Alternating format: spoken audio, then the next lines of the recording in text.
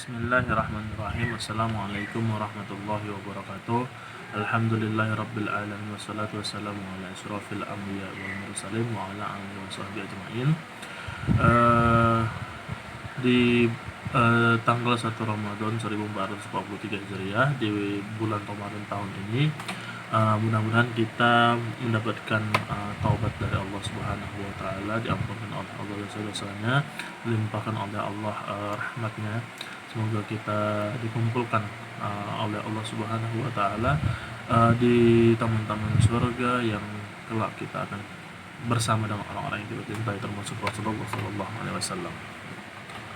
Di bulan Ramadan tahun ini mudah-mudahan saya akan sedikit membacakan kitab-kitab, mungkin pagi insya Allah kitab tauhid, lalu siang kitab hadis, lalu yang sore atau malam kitab fikih dan tasawuf yang nanti saya akan membagikan dan yang akan saya share di YouTube, yang bisa teman-teman bisa dengarkan, bisa lihat dan bisa catat begitu ya.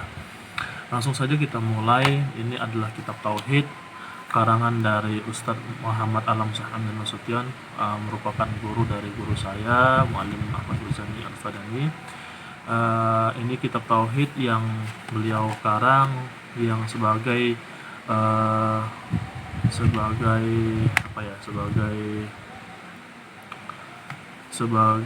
penjelasan atau mungkin menuliskan kembali kitab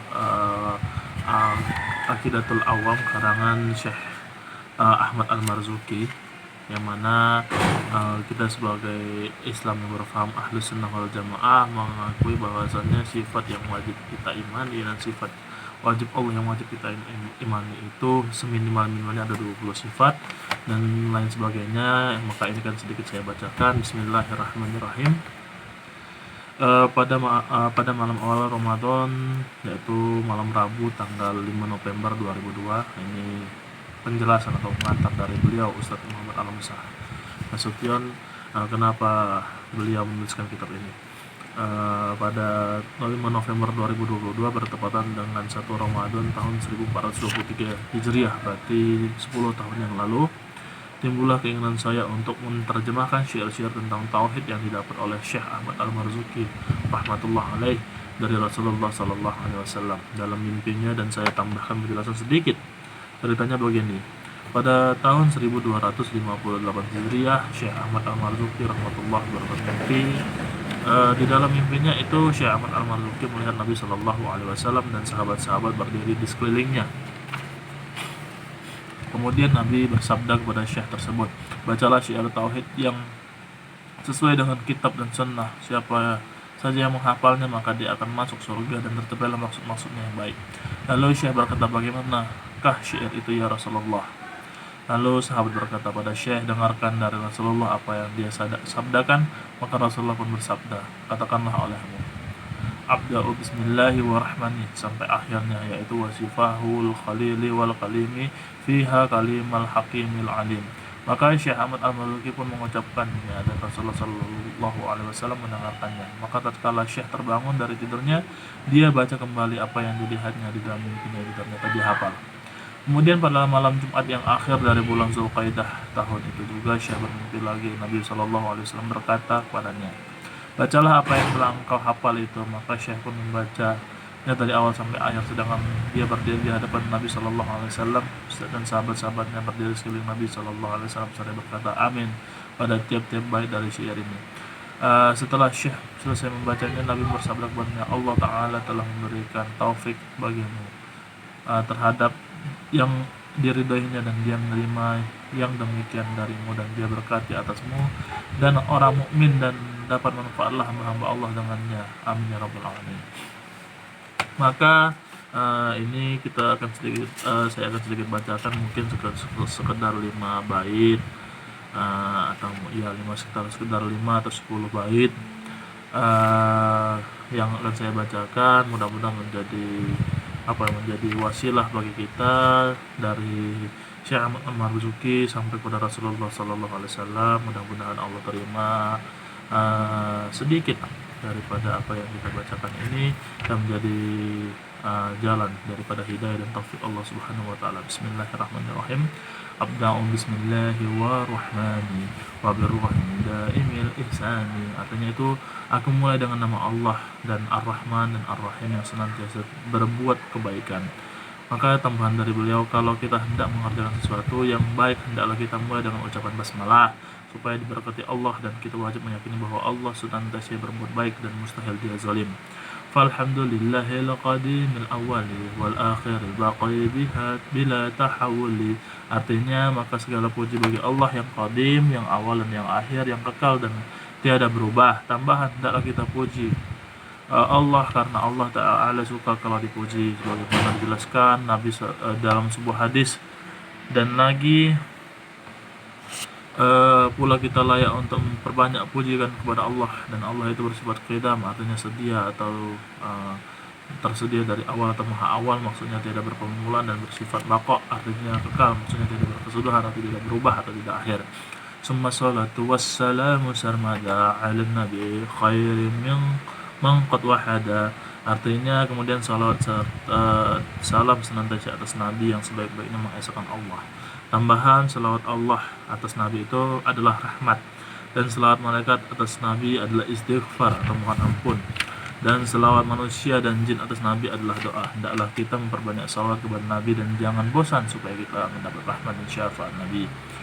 Wa alihi wa sahbihi wa man tabi' sabila dinil haqqi ghaira mubtadi'. Artinya, dan keluarganya dan sahabatnya dan orang yang mengikuti jalan agama yang hak, yang tidak bid'ah.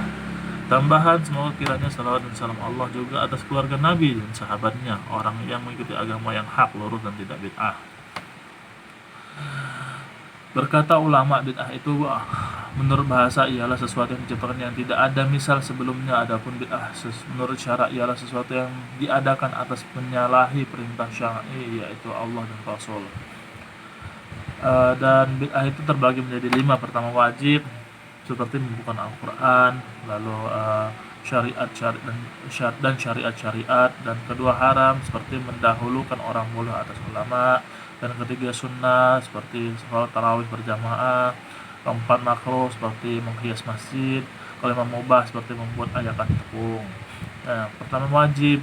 Bid'ah itu ada yang wajib, ada seperti membuka Al-Quran. Maka hukumnya wajib bagi umat muslim agar Al-Quran itu tidak hilang, tidak bersalah-salahan. Yang kedua adalah haram, seperti mendahulukan, mengutamakan orang bodoh, orang yang bukan sesuai ilmunya dibandingkan ulama. Maka mengutamakan pendapat seperti kayak contohnya Rocky Gerung tentang syariat Islam dibandingkan tokoh atau mungkin seorang ulama seperti Kiai Haji Ma'ruf Amin dan sebagainya. Yang ketiga adalah sunnah seperti sholat tarawih berjamaah. Maka sholat tarawih berjamaah itu hukumnya sunnah, namun bid'ah, statusnya bid'ah. Kenapa? Karena Nabi tidak pernah mengadakan dan tidak pernah menyuruh. Namun yang menyuruh atau mengadakan sholat tarawih adalah Sayyidina Umar bin Khattab ketika setelah menjadi Amirul Mukminin, pemimpin para orang-orang mukmin. Yang keempat adalah makruh seperti menghias masjid. Kenapa menghias masjid dengan kalimah-kalimah atau mungkin dengan dengan istilahnya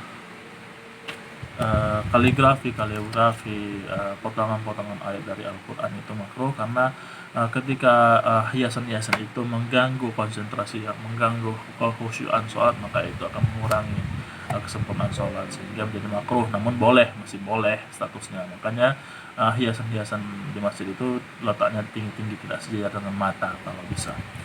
Yang terakhir adalah bid'ah yang mubah seperti mengayak tepung. Jadi segala sesuatu yang muamalah yang tidak pernah dilarang Nabi maka boleh hukumnya mubah. Namun bid'ah karena Nabi tidak pernah mencontohkan atau tidak pernah melarang begitu. Wa ba'du fa'lam bi wujubil ma'rifah min wajibillah misri nasifah. Dan sesudah itu maka ketahuilah olehmu wajib mengenal, wajib ma'rifah, wajib kenal. Di antara yang wajib bagi Allah adalah 20 sifat. Tambahan ma'rifah ialah i'tiqad atau keyakinan yang sesuai dengan yang benar serta ada dalilnya. Maka ma'rifah ini hukumnya wajib atas setiap mukallaf. Di antara sifat yang wajib bagi Allah ada 20 yang wajib kita mengetahuinya.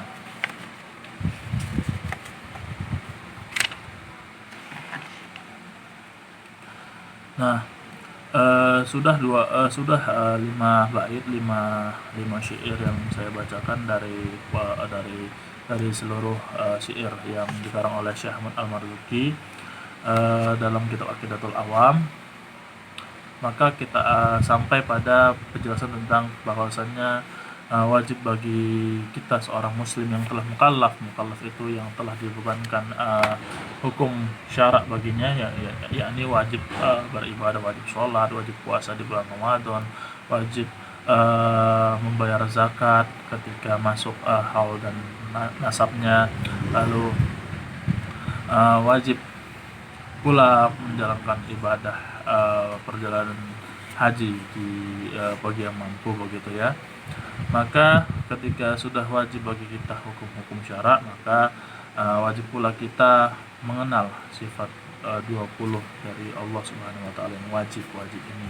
Karena dengan meyakini 20 sifat wajib Allah yang kita yakin dan kita pelajari dan kita pahami, insya Allah tidak akan melencenglah akidah kita, tidak akan melenceng tauhid kita, dan tidak akan melenceng kita mensifati Allah Subhanahu wa taala. Sekian, kita akan lanjut besok. Wallahul muwaffiq ila aqwamit thoriq. Assalamualaikum warahmatullahi wabarakatuh.